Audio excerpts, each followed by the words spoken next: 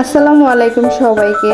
যেহেতু এখন তালের সিজন, তো তালের শ্বাস দিয়ে আজকে আমি একটা ড্রিঙ্কও বানাবো। তার জন্য কয়েকটা তালের শ্বাস নিলাম। এই মেশিনটা দিয়ে কিছু কুচি করে নিলাম আর কিছু ছুরি দিয়ে ছোট ছোট টুকরো করে নিলাম। তারপর আমি কিছু ডাবের পানি দেব। তাছাড়া নরমাল ঠান্ডা পানিও ব্যবহার করতে পারেন। ডাবের পানিটা আমি ফ্রিজে রেখেছিলাম। পরিমাণ মতো লবণ দেব, স্বাদ অনুযায়ী চিনি দেব। যেহেতু ডাবের পানি আর তালের শ্বাসটা মিষ্টি কম, তার জন্য আমি চিনিটা পরিমাণ মতো দেব। লেবুর রস দিয়ে দেব। তালের শ্বাসগুলা কেটে রেখেছিলাম, ওইগুলা দিয়ে ভালো করে নেড়ে ছেড়ে দেব।